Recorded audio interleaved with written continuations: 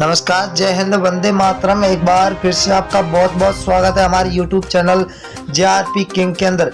आपको बता दें कि कर्नाटक के अंदर विधानसभा चुनाव का बिगुल बज चुका है और बिगुल बजने के बाद कर्नाटक के अंदर चुनावी माहौल भी अब बनता हुआ दिखाई दे रहा है। अब देखा जाए तो कर्नाटक के अंदर अब की बात 224 सीटों पर किसकी बन रही है सरकार, ये सबसे बड़ी आम बात देखने को मिल सकती है। अगर हम धरातल की बात करें तो कर्नाटक के अंदर ऐसी कई पार्टियां होगी जो मैदान के अंदर पहली बार विधानसभा का चुनाव लड़ती हुई दिखाई दे रही है। अगर हम कर्नाटक के 224 सीटों की बात करें तो अब की बार का जो सर्वे जारी हुआ है चुनाव से पहले, वो सर्वे को देखते हुए सभी पार्टियों ने अपनी तैयारियां जोरों तौरों पर शुरू कर दी है।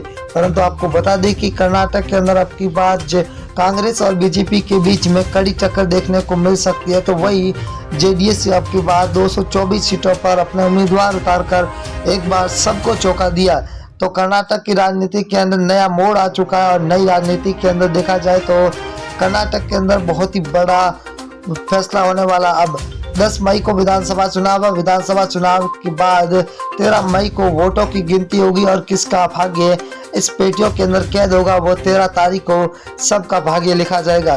परंतु आपको बता दें कि उससे पहले सबसे बड़ा सी वोटर टीम नाउ ने फलोदी सट्टा बाजार ने सबसे बड़ा ओपिनियन पोल जारी कर दिया है। अब चुनाव से 2 दिन पहले सबसे बड़ा सर्वे जारी हुआ।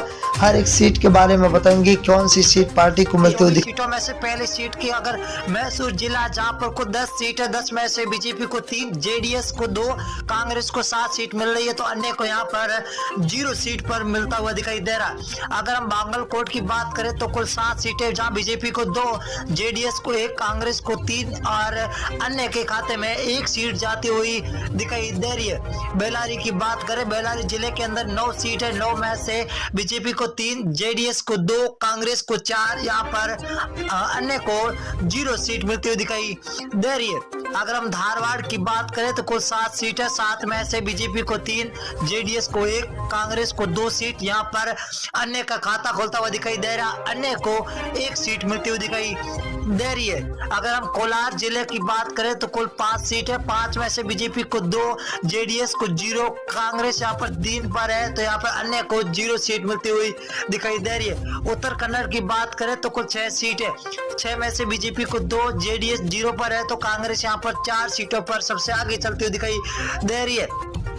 अगर हम बात करें कर्नाटक के 224 में से चित्रकूट है, जहां पर कुल 6 सीटें, बीजेपी को 2, जेडीएस को 1, कांग्रेस को यहाँ पर 3 सीटें मिलती हुई दिखाई दे रही है। यहाँ पर जेडीएस का खाता खुलता हुआ दिखाई दे रहा है। तो अगला जिला है हसन के अंदर कुल 7 सीटें, 7 में से बीजेपी को 3, जेडीएस को 1, तो कांग्रेस यहाँ पर 3 सीटों पर है, तो अन्य को खाते में 0 सीट जाती हुई दिखाई दे रही है।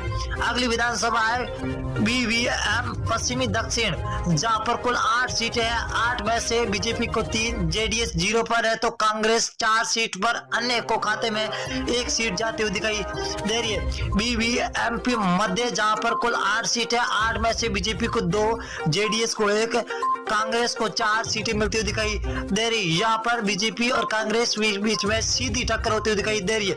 अगर हम रायपुर की बात करें तो कुल 7 सीटें, 7 में से बीजेपी को 1, जेडीएस को 1, यहाँ पर कांग्रेस को 5 सीटें मिलती हुई दिखाई दे रही है। कांग्रेस का पलड़ा भारी होता हुआ दिखाई दे रहा है। अगली जिले की बात करें बंगलोर हर्बन है, कुल 7 सीटें, 7 में से बीजेपी को 2, जेडीएस को 1, तो कांग्रेस के खाते में 4 सीटें जाती हुई दिखाई दे रही है, तो अन्य के खाते में 0।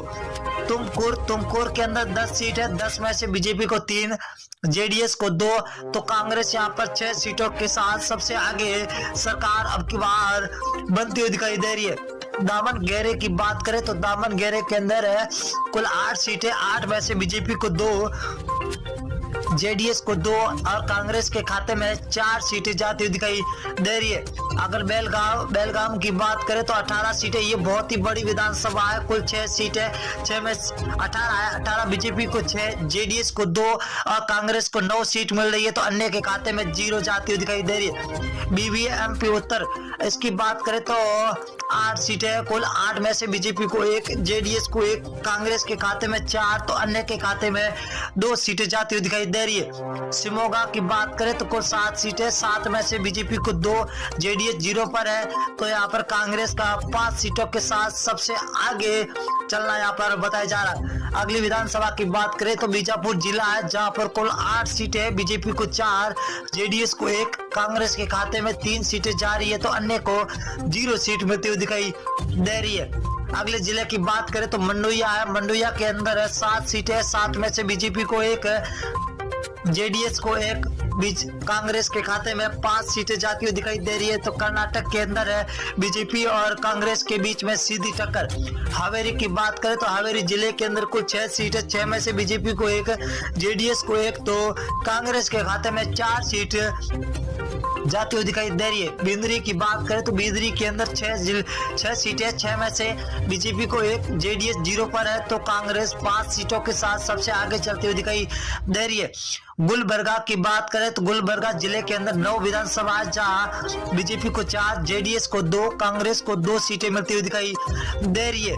अगली विधानसभा की और बात करेंगे तो चिकमगलूर है, जहां पर कुल 5 सीटें, 5 में से बीजेपी को 3, जेडीएस को 1, तो कांग्रेस को 1 सीट मिलती हुई दिखाई दे रही है।